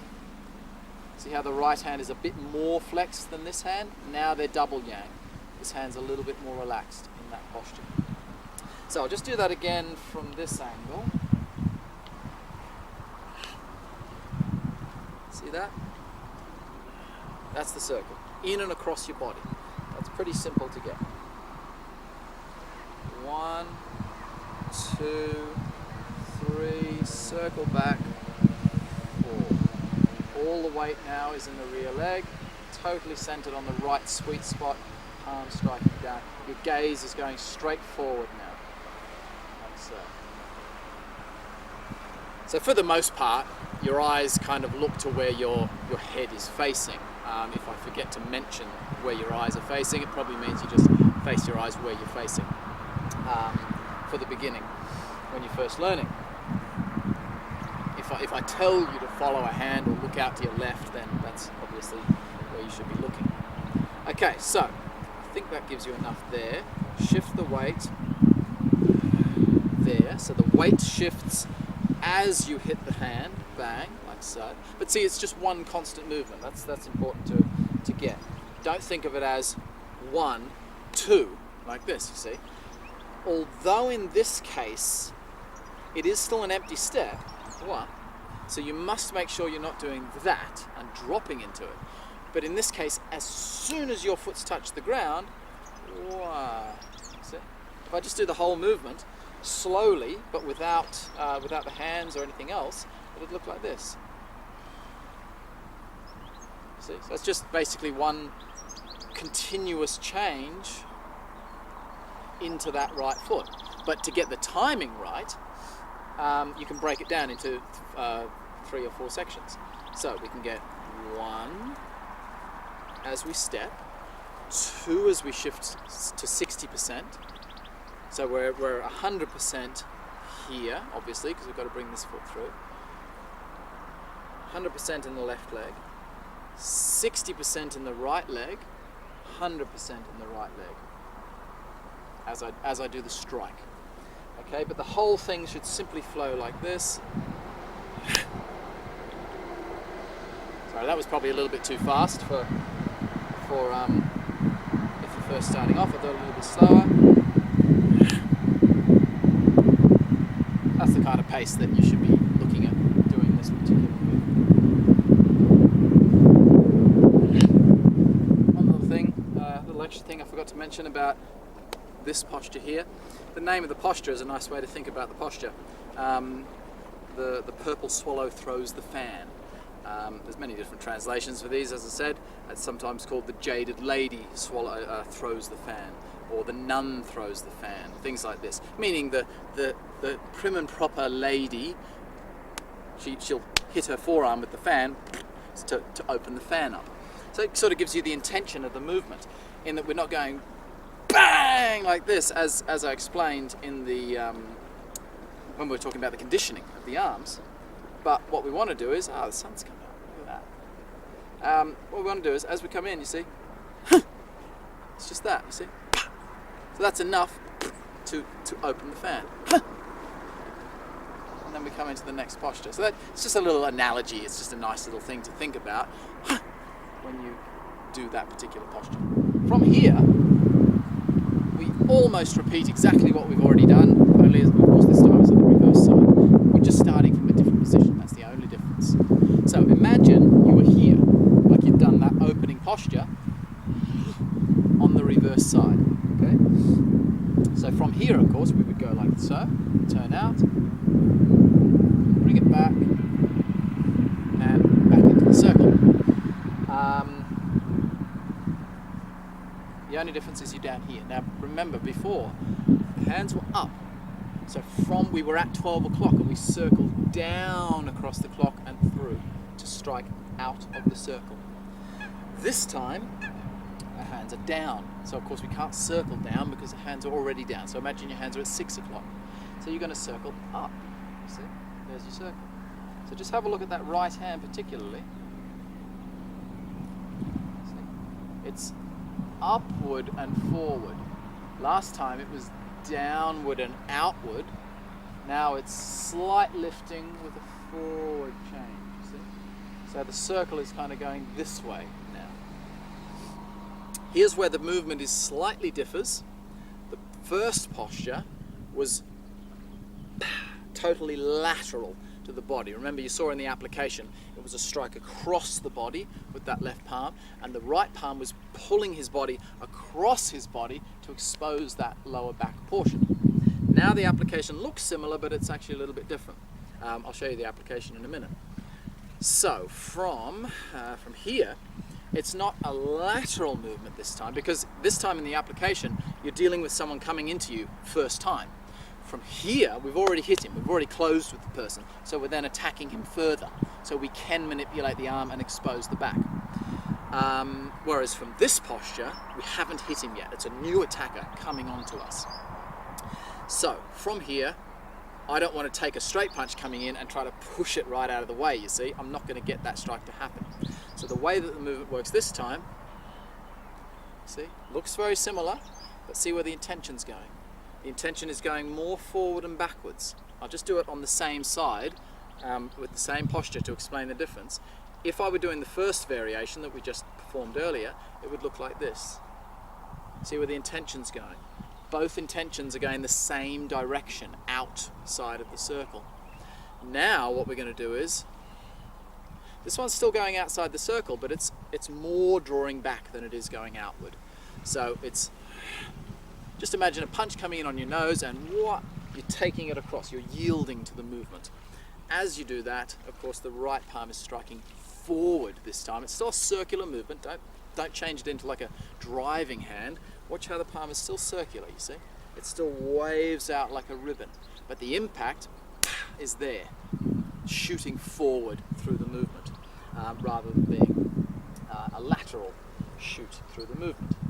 So from here, that's what we're looking at. The feet do the same thing. Oh, only the left foot's on the ground this time, of course. That's the only sort of structural difference. So you've got to pick it up and turn it out. Put the heel on the circle again, just like we have been doing. Like so. As you do that, both hands will go slightly yin, because of course this right hand is yang. So we can't just go like that and strike. So you see it has to soften.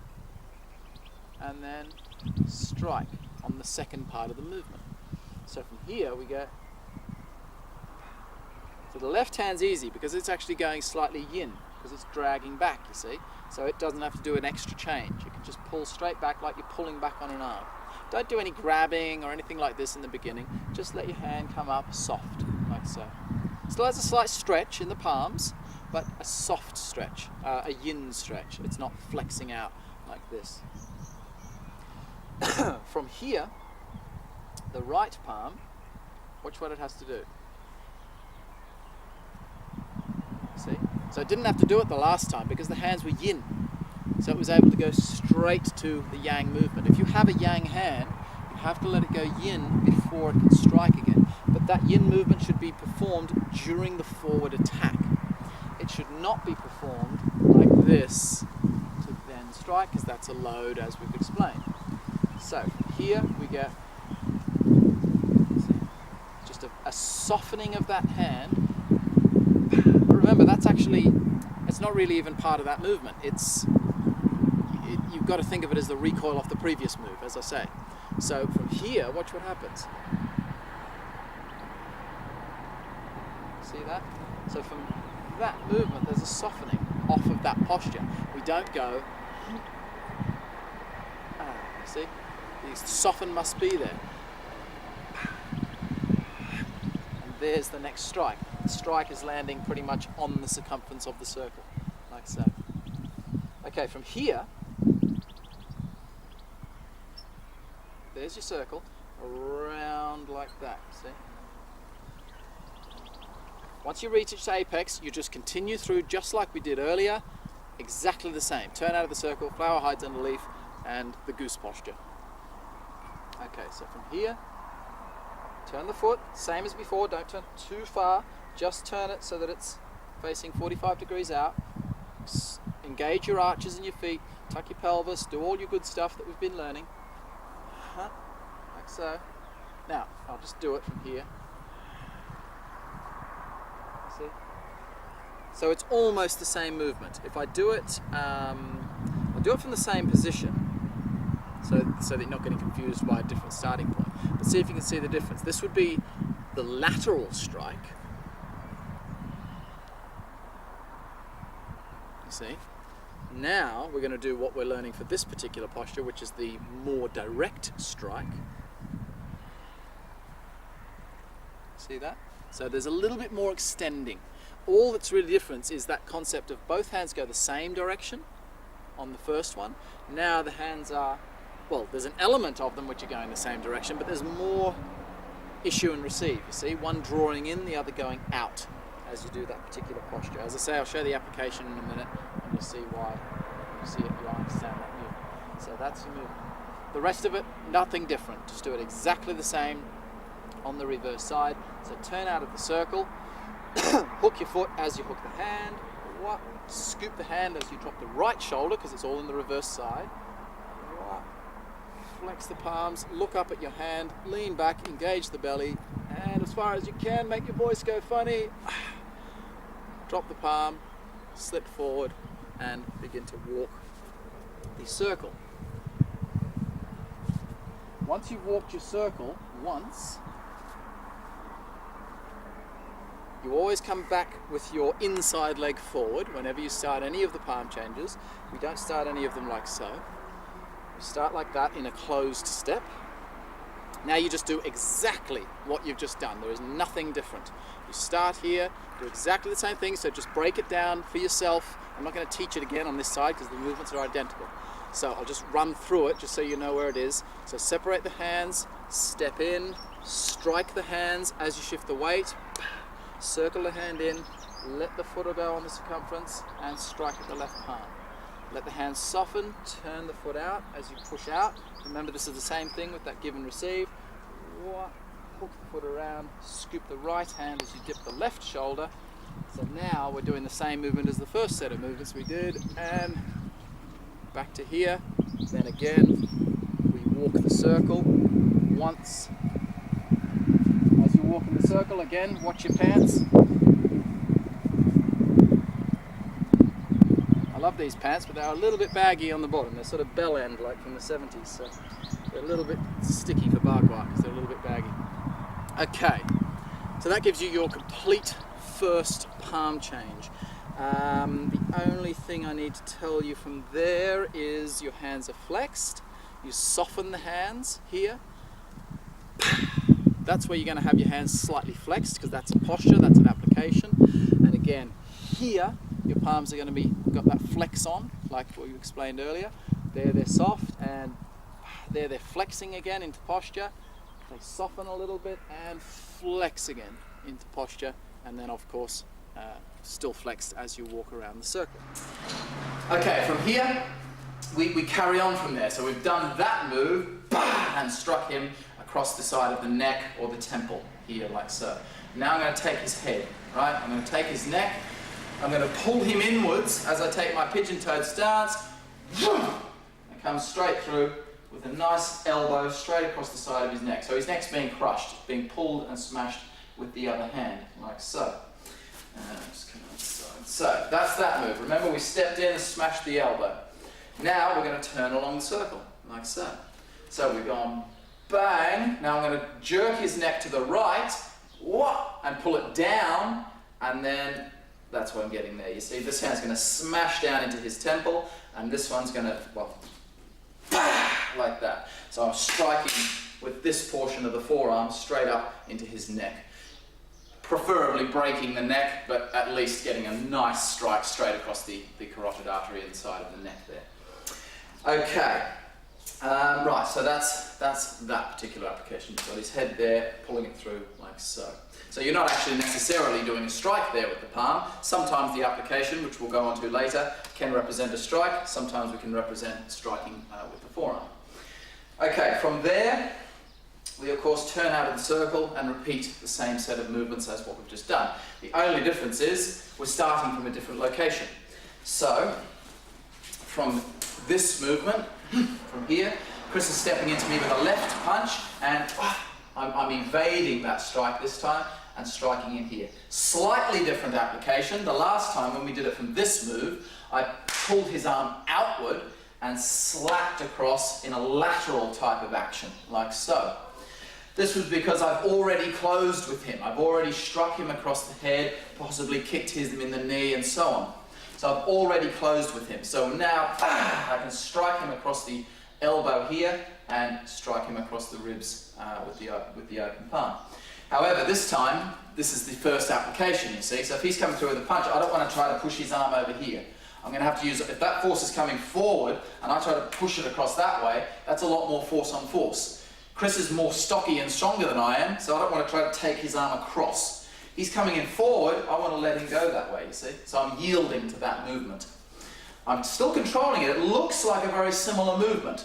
But you can see, as I've explained in the solo form, it's a bit more front and back, like so, than sideways, like the first movement was. So what you see, I'm just letting him in, and coming straight up under the floating rib, either liver 13 or gallbladder 22 in the side of the ribs here, dependent again on the size of your attacker and so on. So that's giving you the idea here, like so. From here, exactly the same. Take the shoulder, take the knee. That's all the same movements to come back around into the center. The breathing. I forgot to put the breathing in, so we're at a different location now because I didn't put the breathing in when I was teaching the first section. So anyway, the breathing in the form, in the beginning we just focus on the same breath as what we were doing in the Qigong. So just deep diaphragmatic breathing. Inflate your belly, this whole area. Just make sure you don't lift your chest, as I explained in the Qigong. So I'm not going to go over that again. So that's how we breathe when we're doing the form. Now when to breathe in, when to breathe out. This will always vary dependent on the pace you're doing the form. Of course, if you're doing the form really, really fast, there may be different points where you breathe in or different points where you breathe out. Same as when you're doing it very, very slowly. Also, if you're doing the form martially or softly. So there's always going to be a different variation. I'm going to give you the breathing for the variation that I want you to be practicing.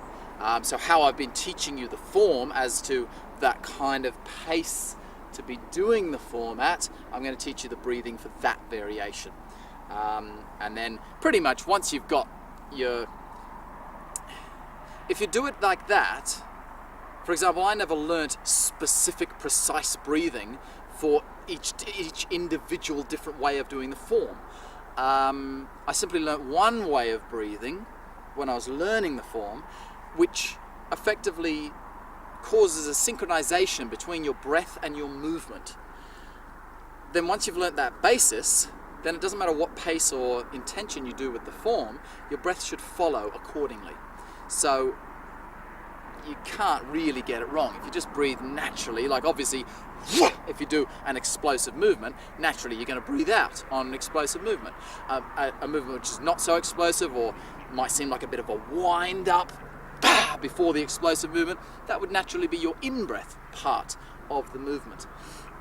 Another kind of rough rule you can have is that a forward action would be an out-breath, and then a backward retreating action would be an in-breath. However, that can vary dependent on whether, if the backward movement is a very explosive movement, then it may turn into an out-breath. So as I say, I'm just going to show you the breathing as per how the basic form would be done. So we start there like so.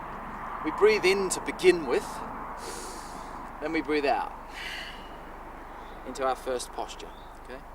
Then we breathe in, breathe out as you do the scoop. So sort of once that foot hits the ground, so we breathe out, breathing in here. When the foot hits the ground, breathe out. And then as you lift into the next posture, breathe in again. And then as you come down into the posture, breathe out. And then of course you walk the circle. When you walk in the circle, as I said in the walking series, as you walk around the circle, when you do the slip step, you breathe in. As you step through, you breathe out with both legs. Okay, the next part of the single palm change, the first palm change, is we've walked around once, obviously, so you've just done a step. So you slip and do the first set of movements. So this is your in-breath to here. As you strike and do the follow-up strike, that's going to be your out-breath. In and out through the nose is the more normal way to do it. If you're doing a slightly more explosive movement, you can breathe out through the mouth to give a bit more yang feel to the posture. So that's your out breath, like so. What are we doing? First palm change, right. So same thing now as what we just did. Breathe in, breathe out, breathe in, breathe out, slip, and you're away. I'm going to do this one.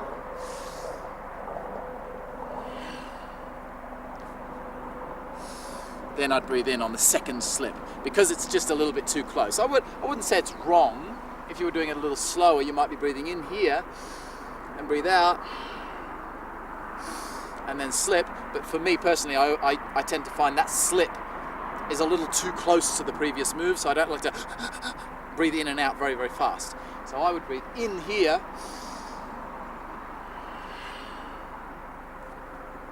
and then breathe in on the next step. So you're breathing out and then start breathing in and out as per your normal walking breath. Obviously the second side of that would be the same again. So that's the full first palm change. So the first that's the only movement you don't do on both sides. Then we do this movement. Walk the circle once, come around, bang, bang. Walk the circle once, back to your starting point, again.